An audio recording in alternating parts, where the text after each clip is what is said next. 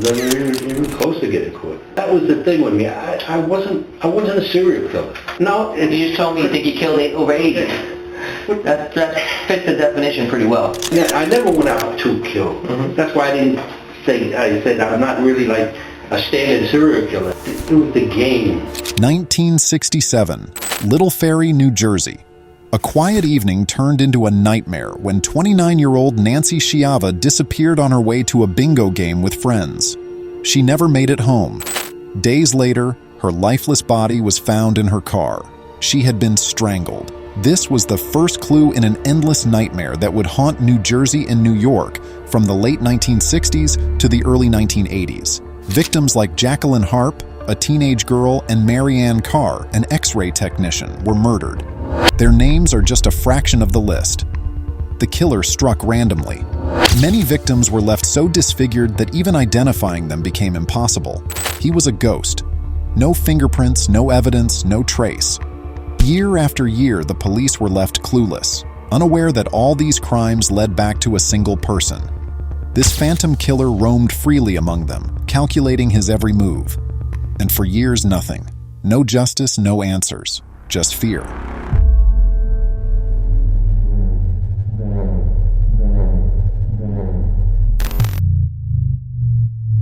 By the early 1980s, police were overwhelmed. They were chasing shadows, unable to link the murders to a single perpetrator.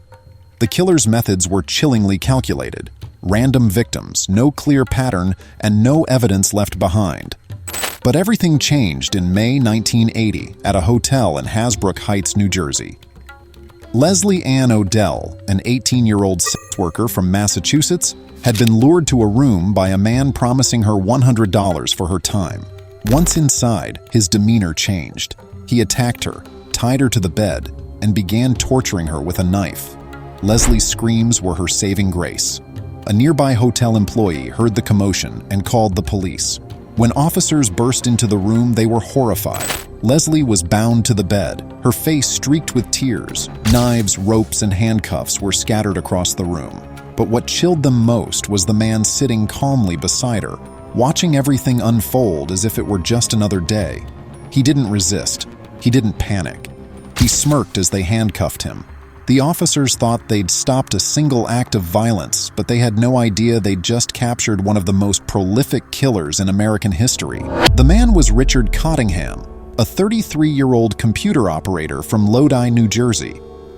On the surface, Cottingham seemed ordinary. He was a husband and father, living in the suburbs with his wife and 3 children. His job at ITT provided financial stability and frequent travel opportunities. To his neighbors and co-workers, he was polite but distant. At home, things weren't as perfect. Cottingham's marriage was strained. His wife later revealed she often felt uneasy around him, though she never suspected the depth of his darkness. After his arrest, she filed for divorce, taking the children with her and cutting all ties. His job, however, played a critical role in his crimes. The frequent travel gave him the perfect cover to hunt for victims in different cities, making it harder for authorities to link the murders. His colleagues described him as intelligent but aloof, never forming close relationships. Richard Cottingham's mental state was a labyrinth of disturbing impulses. Psychologists believe he suffered from antisocial personality disorder, rendering him incapable of forming genuine emotional connections. His lack of remorse, combined with a fascination for control and dominance, painted the picture of a sexual sadist who viewed his victims as mere objects to fulfill his twisted fantasies. But even with such a dark nature, Cottingham was meticulous. He knew how to cover his tracks, leaving no forensic evidence. His victims were often sex workers, chosen because they were less likely to be reported missing quickly. In 1981, Cottingham was convicted of 5 murders and sentenced to life in prison. But even behind bars, he remained an enigma, refusing to admit to other crimes. That changed in 2010. Aging and with nothing left to lose, Cottingham began confessing to more murders, claiming he'd killed nearly 100 people. Why confess after decades of silence? It was the game. It was being able to get away with it. To be able to do it, it was like the perfect murder every time. Some speculated it was guilt, but others believed it was pride, a way to reclaim his notoriety. and ensure his legacy as one of history's deadliest killers. One chilling detail from his confessions stood out. He remembered his victims vividly. Even after decades, he could describe their faces, the places he killed them, and the methods he used. Okay. Dark hair. You love dark hair. The funny thing is, most of my victims dark, but His recollections were so precise that investigators reopened several cold cases and linked him to additional murders. By 2014, Cottingham had become more forthcoming during interrogations, offering grim details that confirmed what many feared. He'd led a double life for years, seamlessly blending into society while committing unimaginable atrocities. Behind the mask of a quiet suburban father was a predator who thrived on chaos and control. His family never suspected, his co-workers never questioned, and his victims never saw him coming. In this interrogation, Richard begins by confessing to one of the cold cases that had remained unsolved for years. Tina Marie Riley, a 15-year-old girl from New Jersey, is the first victim he admits to killing. Richard had been linked to this case before, but had never confessed to it. He now reveals the chilling details of how he abducted Tina and what he did to her. when I went in about 40 or 50 feet, the car stopped. I got stuck in the mud. So we stayed there about 10, 15 minutes. I was talking, I was trying to decide what to do. The cop car came up this way. And then he went by, and then I seen him back up. So I knew he spotted the car in there. So I got out of the car with her, and I ran into the woods. I didn't even know where I was going. Now there was dogs in his house that started barking, either from me or the cop car or whatever. So that's what dread. So now I said, let me go over that way. So I stopped here, and she started screaming. She heard the cop car, and she's screaming. The cops were up there, they couldn't see where the screaming was coming from, but they were by that empty car. But we were now 40 or 50 feet into the woods. And the empty car is the victim's car? Right. It was her car? Right, her car was right around here. We're back here.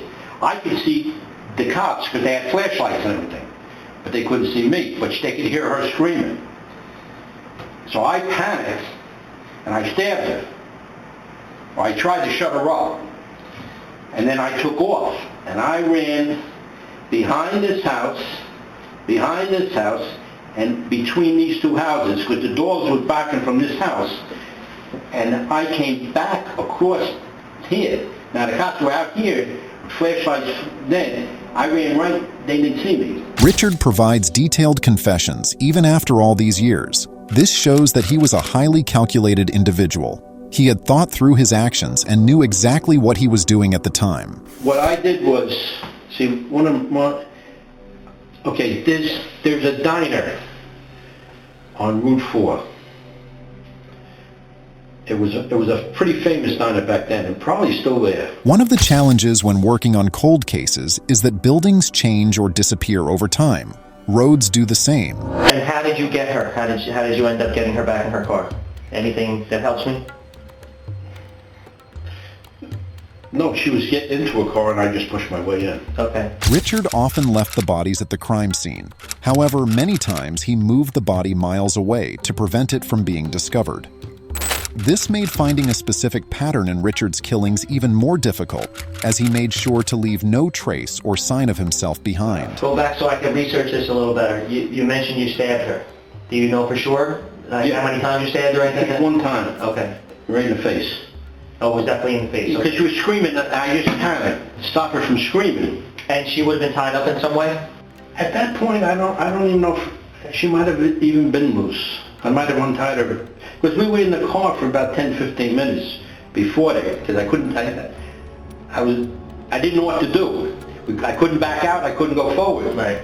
So I didn't know what to, I didn't want to hurt her head, that I wouldn't have done that. So, and if the cop car didn't come by, I don't know what I would have done. In fact, I was thinking both of us get out and push the car. Richard Cottingham usually preferred methods that caused prolonged suffering, like strangling or using blunt force. While he occasionally stabbed victims, such as in Tina Marie Riley's case, this was less common. His main goal was to control and inflict pain rather than kill quickly. Stabbing occurred when he became particularly agitated, but it wasn't his usual method. I can tell you, she was dressed and she had a suit on. She had like a suit jacket and a tie. A tie? Yeah, a tie. About how old is she? Early 20s, I would say. Because a long time had passed since the murders, Richard often mixed up the details of his victims and made mistakes. He either lied to cover up aspects of the killings or genuinely misremembered details. Given that he was confessing without pressure at the time, the second option seems more likely. Tina was only 15 years old when she was abducted. Okay. So I don't know, it wasn't always planned. It was, just how things came out, I don't know if we would, if this wasn't, it just looked different to me that time. I thought I might get stuck, that's why I went around the other way. I would have went back, I don't know if I would have dropped her in the well as the fourth one or not. This also highlights how he tried to change locations over time, ensuring that overusing a specific method or place wouldn't lead to his capture. The three girls that are in the well, any ideas to help with those? Like, do you remember them at all? No. Where they came from, how they were killed, anything? One was a hooker that I picked up in Little Ferry. There was a hooker bar there in Little Ferry I used to go into. And I'm pretty sure. And one was a waitress. I remember she was a waitress. From where? I don't know. Cottingham confessed to dumping the bodies of 3 victims in a well. Due to the unique circumstances surrounding these individuals, their exact identities were never confirmed. The lack of physical evidence, limited technology at the time of the crimes, the significant passage of time, and Richard's own fading memory, despite the guesses he provided, meant the identities of these 3 victims were never fully verified. Sometimes it would be in my own car, but I never drove my own car across there. I was always afraid of getting stuck. I always knew if I got stuck, I could just run. Right. I never took my car in there. Like I said, a lot of times I would leave it in the 24-hour diner. It was beautiful. Car could stay there forever. Right. Nobody ever know. Nobody looked for it, and I always knew once I make it back to that diner, I'm okay. And that one on Route there had a big back parking lot. Had a little small one on the front facing the Route 4, but in the back was enormous, like 70, 80 cars could fit there. It was a good, nice diner. Good food in there. These statements revealed that the police were dealing with a highly calculated criminal. He knew what he was doing, understood police patterns, and ensured that everything was under his control. He took every possible measure to avoid leaving even the slightest trace at the crime scene. But I would always figure that's why nobody ever knew what was going on, because I would drive 3 hours out to Montauk, leave a body there. Next time I'd go there, down the turnpike until I couldn't go no further to travel, leave a body there. So there was never connected, never 2 or 3 until the very end where I started getting stupid. Mm. What do you think, what year is the first, do you think? Do you have it in your head, or you have no idea? Well, I can knock it down to 1 or 2 years. What do you think? How far back? 67. 60, maybe the end of 66. 67. The murder he's referring to here is the same Nancy we discussed at the beginning of the video, the 29-year-old housewife. I wasn't a serial killer. No. You just told me you think you killed over 80. That fits the definition pretty well. This is a sign that after all these years of murder, this old man still doesn't consider himself a serial killer. Maybe, in his subconscious, he doesn't even see himself as guilty. It shows the extent of his narcissism. No, it doesn't. But I know what you said, because you've told me in the past, there's been many more that you let go. Hundreds. Yeah. I didn't go out to kill somebody. Most anyone I killed was when I would be somehow connected to them, and I didn't want to get caught. It was more than just not getting caught. I was just thinking about myself. What do you mean connected? Meaning like somebody might have seen her get in the like car, or... Yeah, like in the Bergen Mall. I walked around the mall, I walked in the parking lot, followed her into the parking lot. Anybody could sit in the car. That's why I said I'm not really like a standard serial killer. I didn't get no enjoyment out of someone. And that's the truth. Never had no enjoyment. It was very hard. So what was the thrill? Was it more rape? Control? Tying up? No, it was the game. It was being able to get away with it. The stalking. To be able to do it was like the perfect murder every time. You see something in the paper, a body was trying to hit, you never heard of it because there was never nothing after that. You know, no cops ever came around me or sniffed around like you see on TV. It was getting away with it. This is exactly another characteristic of narcissistic individuals. They believe they'll never get caught, that the law doesn't apply to them. They think of themselves as invisible. I used to say, the hardest... See, when I was doing the hookers, the hardest thing in the world is to be the hooker. And I mean, be the payer. Right. The out hustle, because they are sharp. You don't understand that because you never was in the... If you would have seen New York City hookers in the 60s, they were sharp. But why did he choose these individuals? There's a clear reason. They were the easiest targets. Luring other women to a secluded or isolated place isn't easy, even for someone highly manipulative. But with these individuals, it was often much easier. And I got away from them. I went through red lights and everything. I come back to the same area where I picked her up. I see her with the same guy. I don't know if this is the most chilling part of the interrogation for you too, but Richard speaks as if he's reminiscing about good old times to his best friend. So I'm watching her. See, I used to watch the cops. In fact, Linnell Taylor, if you ever talked to her, we used to sit for hours watching the vice cops pick up all the vice girls to see how they do it, how they sit. One cop here, one cop here. We followed them all the way down to with central booking, where they took them, what door they went in, what door they came out. One time they arrested her. They stopped in a deli to get all the girls. They wanted coffee, so they brought the girl there. I walked in the deli. Yeah, I'm going in. Yeah, she's arrested now, right? Yeah. I'm trying to figure out how I can get her out of the deli without, will the cops chase me, leave the other girls, or whatever. There's not the slightest hint of remorse in his tone, words, or body language. He clearly enjoys recounting what he did. She had 2 drinks. I got a second drink into her. I can tell you one thing. If they have, I can tell you the last meal. I can tell you what's their stomach contents with the pizza. You ate pizza there? No, not there. Later on, but we stopped and we got some pizza about 11 o'clock at night. Okay. I think in Hackensack. But that's where we went. We went for pizza late. So she should have pizza in her stomach. And then where'd you go? Now I'm telling you too much. We haven't made no deal yet. We ain't You got me talking. Formalized anything. You got me talking. Nothing you didn't tell me on the car ride back to Trenton. Here, another motive behind Cottingham's confessions becomes clear: gaining leverage. It's a tactic once cleverly attempted by Ted Bundy as well. Cottingham tries to exchange information for benefits that work in his favor. But at this point, he starts realizing he might be giving away too much, fearing he'll lose his ability to negotiate on equal terms. For now, I'm going to leave that.